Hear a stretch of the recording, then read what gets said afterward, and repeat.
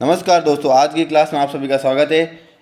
आज के इस वीडियो में अपन 100 मॉडल पेपर सीरीज में आज का अपना तीसरा मॉडल पेपर देखेंगे। तो दोस्तों, आप हमारे चैनल को देखते हैं लेकिन चैनल को सब्सक्राइब नहीं करते। आपके एक सब्सक्राइब से हमें मोटिवेशन मिलता है और मैं आपके लिए अच्छे से अच्छा कंटेंट लाने का पूरा प्रयास करूँगा। तो दोस्तों, आज का अपना मॉडल पेपर देखते हैं। अपना पहला क्वेश्चन देखते हैं। आज का अपना पहला क्वेश्चन है, भारत में पंचवर्षीय योजना की शुरुआत कब हुई थी? भारत में पंचवर्षीय योजना की शुरुआत कब हुई थी? तो ऑप्शन नंबर ए दे रखा है 1950, ऑप्शन नंबर बी दे रखा है 1951, ऑप्शन नंबर सी दे रखा है 1952 और ऑप्शन नंबर डी दे रखा है 1953। तो भारत में पंचवर्षीय योजना की शुरुआत कब हुई थी? तो 1951 में हुई थी। ऑप्शन नंबर क्या हो जाएगा? बी राइट हो जाएगा, 1951 में। तो सबसे पहली पंचवर्षीय योजना कब थी? 1951 से लेकर 1956 तक। पहली पंचवर्षीय योजना 1951 से लगाकर 1956 तक थी। ये किस पर आधारित थी? हेरोड डोमर मॉडल पर। Herod Domar model, Herod Domar model पर आधारित थी। और इसका मुख्य उद्देश्य क्या था? मुख्य ध्यान केंद्रित क्या था? कृषि विकास पर था। कृषि विकास पर। तो फिर प्रथम पंचवर्षीय योजना अपने कंप्लीट हो गई है। तो दोस्तों, अगला क्वेश्चन देखते हैं। अगला क्वेश्चन है अपना, भारतीय राष्ट्रीय कांग्रेस की स्थापना किस वर्ष हुई थी? तो भारतीय राष्ट्रीय कांग्रेस की स्थापना किस वर्ष हुई थी? ऑप्शन नंबर ए दे रखा है 1885 ईस्वी, ऑप्शन नंबर बी दे रखा है 1905, ऑप्शन नंबर सी दे रखा है 1920, ऑप्शन नंबर डी दे रखा है 1947। तो भारतीय राष्ट्रीय कांग्रेस की स्थापना कब हुई थी? तो ऑप्शन नंबर ए राइट हो जाएगा अपना, 1885 ईस्वी में। 28 दिसंबर 1885 ईस्वी को कांग्रेस की स्थापना हुई थी। 28 दिसंबर 1885। इसके पहले अध्यक्ष कौन थे? व्योमेश चंद्र बनर्जी। पहले अध्यक्ष, प्रथम अध्यक्ष थे व्योमेश चंद्र बनर्जी। व्योमेश चंद्र बनर्जी। तो दोस्तों, इसका उत्तर आपको पहले से आता था तो कमेंट में जरूर बताएं।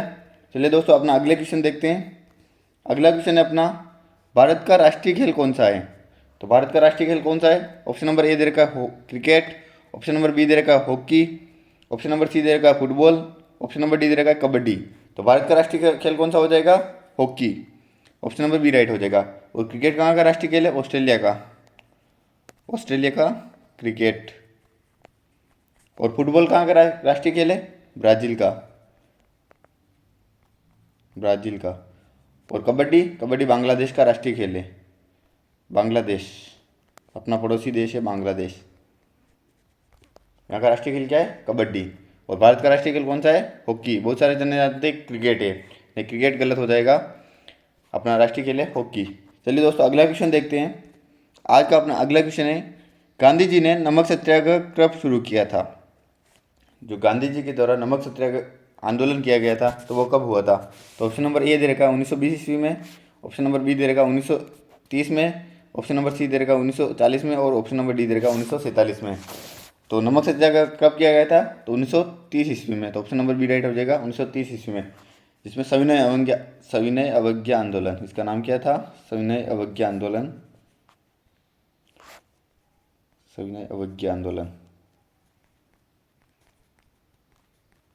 गांधी जी द्वारा दांडी मार्च किया गया था। साबरमती आश्रम से लगाकर दांडी तक 78 अन्य लोगों के साथ उन्होंने पैदल यात्रा की थी और नमक का निर्माण किया था और नमक सत्याग्रह किया था। चलिए दोस्तों, अपना अगला क्वेश्चन देखते हैं। अगला क्वेश्चन है अपने, राष्ट्रीय विज्ञान दिवस कब मनाया जाता है? तो साइंस डे कब मनाया जाता है? ऑप्शन नंबर ए दे रखा है 28 फरवरी, ऑप्शन नंबर बी दे रखा है 15 अगस्त, ऑप्शन नंबर सी दे रखा है 26 जनवरी, ऑप्शन नंबर डी दे रखा है 5 सितंबर। तो अपना राष्ट्रीय विज्ञान दिवस कब मनाया जाता है? तो कौन सा उत्तर राइट हो जाएगा इसका? ऑप्शन नंबर ए 28 फरवरी। राष्ट्रीय साइंस डे कब मनाया जाता है? 28 फरवरी को। चलिए दोस्तों, अपना अगला क्वेश्चन देखते हैं। इसी जोश एवं जुनून के साथ हमारे साथ जुड़े रहिए। आपका आज का अपना तीसरा मॉडल पेपर देख रहे हैं और अपन को कंप्लीट करने हैं 100 model paper. 100 model paper complete करेंगे, जिससे अपने लगभग 70 से 80% पोर्शन कवर हो जाएगा। और अपना टारगेट है कि 110 क्वेश्चन तो अपने राइट होने चाहिए इस बार एग्जाम में, तभी अपना सिलेक्शन हो पाएगा। चलिए दोस्तों, अपना अगला क्वेश्चन देखते हैं। अगला क्वेश्चन है, भारतीय संविधान में कितने मौलिक अधिकार हैं? तो भारतीय संविधान में कितने मौलिक अधिकार है? ऑप्शन नंबर ए दे रखा है 6, ऑप्शन नंबर बी दे रखा है 7, ऑप्शन नंबर सी दे रखा है 8 और ऑप्शन नंबर डी दे रखा है 9। तो कौन कौन से मौलिक अधिकार है दोस्तों, कमेंट में जरूर बताएं कि आपको कितने याद है। मौलिक अधिकार कुल कितने हैं? 6 मौलिक अधिकार है। टोटल कितने मौलिक अधिकार है भारतीय संविधान में?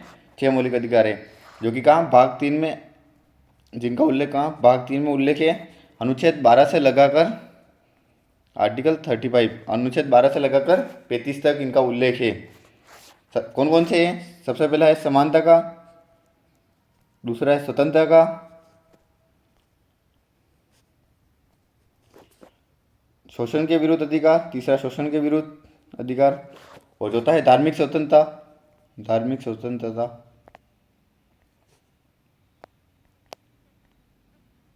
धार्मिक स्वतंत्रता, और पांचवा है शिक्षा का, और लास्ट है संवैधानिक उपचारों का अधिकार,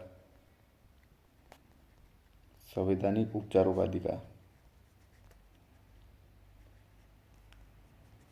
तो दोस्तों ये अपने 6 मौलिक अधिकार है, इनको आप याद कर लेना, और किसमें कौन सा आर्टिकल है ये भी आपको जरूर याद करना है। इसके लिए हमने पॉलिटी के क्लास में एक वीडियो बना रखा है, उसको आप जरूर देखें, और आपको याद करना है कि समानता का अधिकार कौन सा आर्टिकल में है, स्वतंत्रता का अधिकार कौन सा आर्टिकल है। तो 12 से लगाकर 35 ही आर्टिकल आपको कंठस्थ से याद करने हैं, ये बार बार परीक्षा में पूछे जाते हैं। चलिए दोस्तों अपना अगला क्वेश्चन देखते हैं। अगला क्वेश्चन है हमारे रक्त में कौन सी धातु पाई जाती है। तो अपने रक्त में कौन सी धातु पाई जाती है, तो ऑप्शन नंबर ए देखते हैं। ऑप्शन नंबर ए दे रखा है सोना, ऑप्शन नंबर बी दे रखा है चांदी, ऑप्शन नंबर सी दे रखा है लोहा, और ऑप्शन नंबर डी दे रखा है तांबा।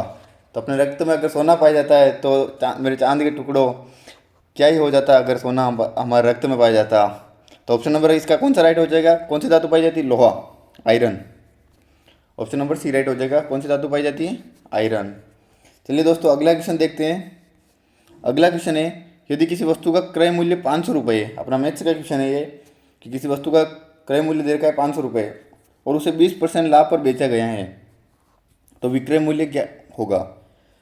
उसकी कॉस्ट प्राइस दे रखी है 500 रुपये और उसको 20% लाभ पर बेचा गया है, तो 500 किसकी प्राइस है? माना कि 100 की कॉस्ट प्राइस 100 है और उसको 20% लाभ मतलब 120 में बेचा गया है। तो अपना राइट आंसर आ जाएगा, 2 जीरो से 2 जीरो कैंसिल हो जाएंगे, 120 को 5 से गुना कर देंगे तो कितना आ जाएगा? 600। तो 600 कहाँ दे रखा है? ऑप्शन नंबर ए में दे रखा है 600। तो अपना राइट आंसर क्या हो जाएगा? 600। तो उसका सेलिंग प्राइस क्या हो जाएगी? 600 रुपये। चलिए दोस्तों अगला क्वेश्चन देखते हैं। आज का अपना अगला क्वेश्चन है एक त्रिभुज का क्षेत्रफल क्या होगा, एक त्रिभुज का क्षेत्रफल क्या होगा यदि उसका आधार दे रखा है 10 सेंटीमीटर और ऊंचाई दे रखी है 12 सेंटीमीटर। तो त्रिभुज का क्षेत्रफल ज्ञात करना है। त्रिभुज के क्षेत्रफल का सूत्र होता है 1/2 इंटू आधार इंटू ऊंचाई, आधार इंटू ऊंचाई। तो सूत्र में मान रखना है 1/2 इंटू आधार क्या दे रखा है 10 सेंटीमीटर और ऊंचाई क्या दे रखी है 12 सेंटीमीटर। तो 2 से 10 कट जाएगा कितने बार? 5 बार। तो 12 इंटू 5 हो जाएगा 60 सेंटीमीटर। तो आंसर कौन सा दे रखा है? ऑप्शन नंबर ए 60 वर्ग सेंटीमीटर। दोस्तों इसका आंसर आपके सही हुआ कि नहीं हुआ है? जल्दी से कमेंट बॉक्स में कमेंट करके बताइए कि आपका आंसर राइट था या गलत था। चलिए अगला क्वेश्चन देखते हैं। अगला क्वेश्चन है अपने क्वेश्चन नंबर 10। एक वस्तु का अंकित मूल्य 1200 रुपये है और उस पर 10% की छूट दी जाती है, तो छूट के बाद मूल्य क्या होगा? तो एक वस्तु है जिसका मूल्य दे रखा, अंकित मूल्य MRP दे रखी है 1200 रुपये। MRP कितनी दे रखी? 1200 रुपये और उस पर 10%, 1200 पे 10% की छूट कितनी होगी? 1200 का 10% निकाल लेंगे अपन, 10%, 2 जीरो से 2 जीरो कैंसिल, 120 रुपये। तो उस पर कितनी छूट दी जा रही है? 120 रुपये की। तो 120 रुपये की छूट देने के बाद उसका मूल्य क्या होगा? तो 1200 में से क्या करना है? 120 माइनस कर देना है। 120 माइनस करेंगे तो कितना आंसर आ जाएगा? 1080। 1080। तो ऑप्शन नंबर बी राइट हो जाएगा, 1080। चलिए दोस्तों अगला क्वेश्चन देखते हैं। अगला क्वेश्चन है अपना आज का, एक व्यक्ति 1500 रुपये का एक वस्त्र 10% छूट पर खरीदता है और 20% लाभ पर बेचता है, उसका विक्रय मूल्य क्या है कीजिए। 1500 रुपये का एक वस्त्र है, उसको 10% छूट पर खरीदता है, तो 1500 रुपये उसको 10% की छूट मिली, तो 1500 का 10% कितना हो जाएगा? 150 रुपये। 1500 का 10% 150, 150 रुपये होता है। तो उसकी कॉस्ट कितनी पड़ी? क्रय मूल्य उसकी कॉस्ट प्राइस क्या हो जाएगा? 150। 1500 में से 150 माइनस कर देंगे कितना आ जाएगा? 1350। तो उसकी कॉस्ट प्राइस पड़ी 1350 और फिर 20% लाभ पर बेचता है, तो 1350 किसकी वैल्यू हो जाएगी? 100 की वैल्यू हो जाएगी, और उसको भी 100% की वैल्यू है 1350 और 20% लाभ पर बेचता है, तो 120% प्रॉफिट कमाया उसने। तो आंसर क्या आ जाएगा, 10 से 10 कैंसिल, 10 से 10 कैंसिल, तो 135 को 12 से गुणा करना है, तो 135 को 10 से गुणा करेंगे तो 1350 आ जाएगा, और फिर 135 इंटू 135 270, इसमें 270 और ऐड कर लेंगे, तो राइट आंसर क्या हो जाएगा अपने,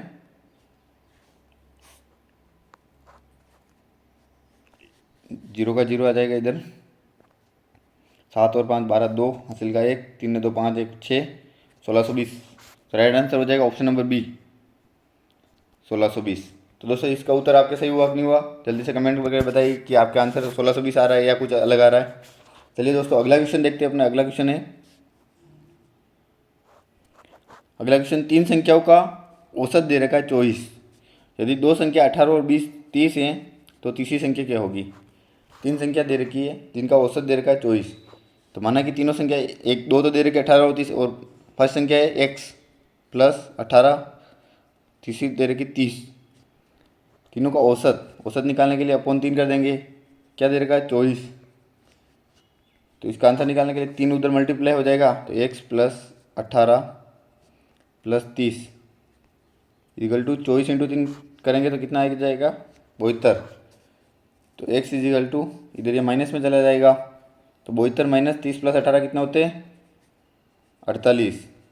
48 तो 72 में से 48 गए तो कितना आ जाएगा 24। तो x का मान कितना आ गया 24। तो राइट आंसर कौन सा हो जाएगा, अपने पहली संख्या कौन सी है 24, एक संख्या हो जाएगी 24। चलिए दोस्तों अगला क्वेश्चन देखते हैं। आज का अपना अगला क्वेश्चन है, यदि एक वस्तु का विक्रय मूल्य 500 रुपये दे रखा है और उसे 20% हानि पर बेचा गया है तो उसका क्रय मूल्य क्या होगा।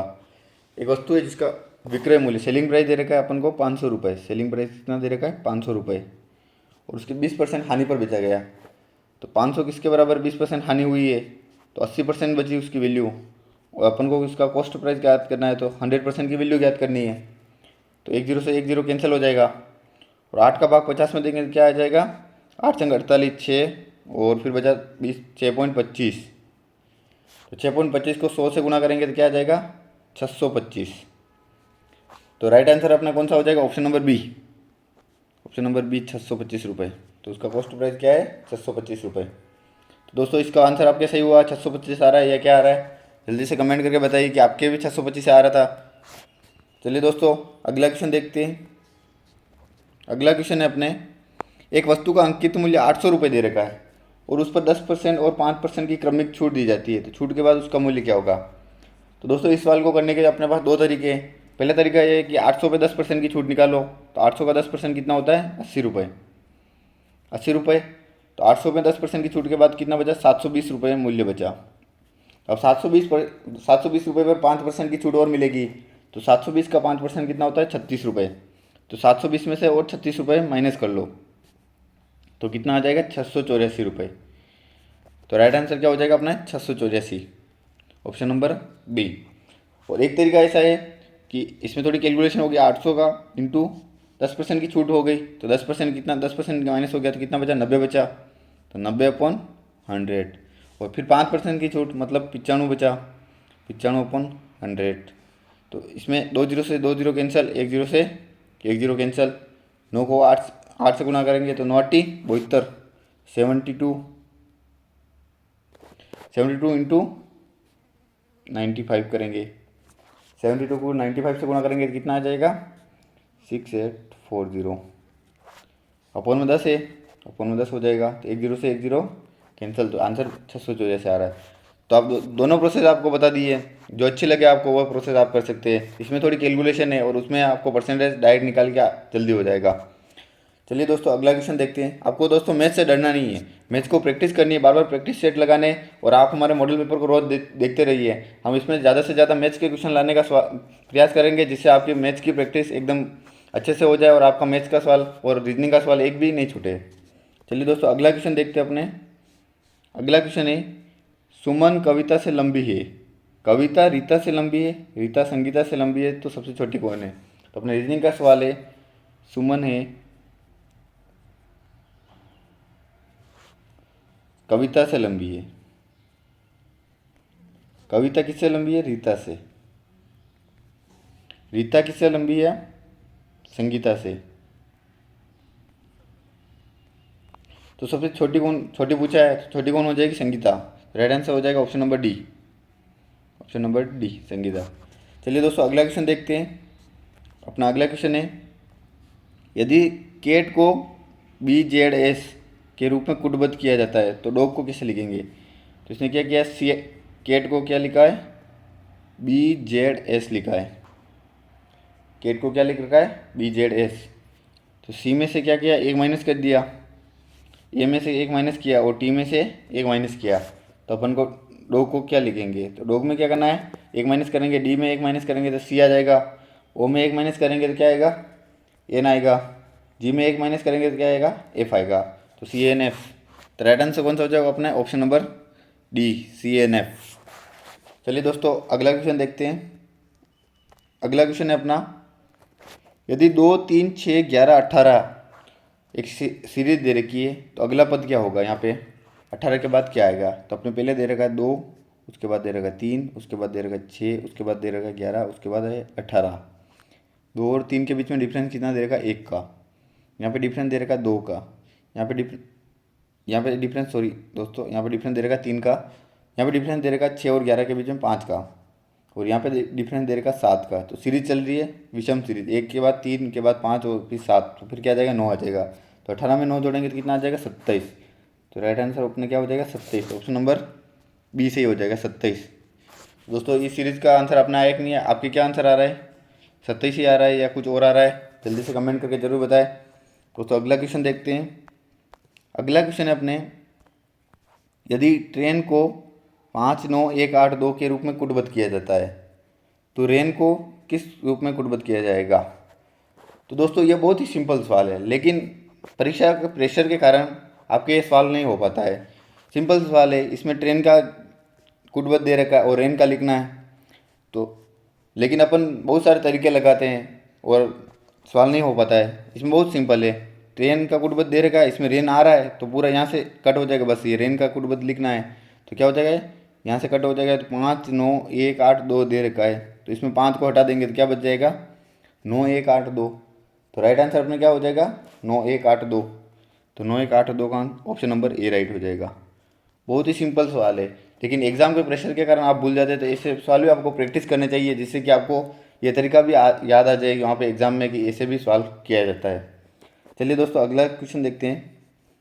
अगला क्वेश्चन दे रखा है, यदि एक कोड भाषा में बेड को 5 लिखा जाता है तो डेड को किस रूप में लिखा जाएगा?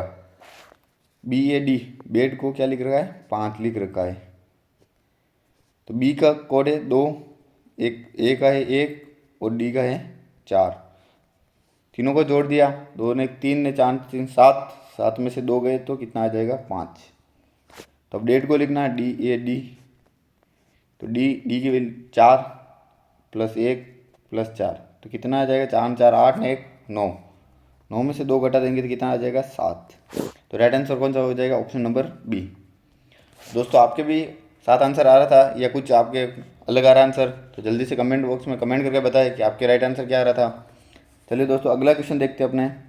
आज का अपना अगला क्वेश्चन है, एक कोड भाषा में वाटर को YCVGT लिखा जाता है तो फायर को कैसे लिखेंगे? तो वाटर दे रखा है WATER, वाटर। वाटर को लिखा YCVGOT। तो क्या किया इसमें, W में से 2 वर्ड जोड़ दिए, W के बाद क्या आएगा? +2 किया है, X और Y। W के बाद X और Y, A के बाद B और C, T के बाद U और V, E के बाद F और G और R S और T। सब में क्या कर रखा है? +2 +2 +2। तो अपन फायर को कैसे लिखेंगे? FIRE। तो एफ में 2 प्लस करेंगे तो क्या आ जाएगा? H आ जाएगा। I में 2 प्लस करेंगे क्या आ जाएगा? K आ जाएगा। R में 2 प्लस करेंगे क्या आ जाएगा? T आ जाएगा। E में 2 प्लस करेंगे तो क्या आ जाएगा? G। तो दोस्तों अपना कौन सा ऑप्शन सही हो जाएगा? HKTG, option number A. Option number A सही हो जाएगा। तो दोस्तों आज अपन ने 20 क्वेश्चन टेस्ट लगाया, 20 क्वेश्चन का मॉडल पेपर देखा, तो आपके 20 में से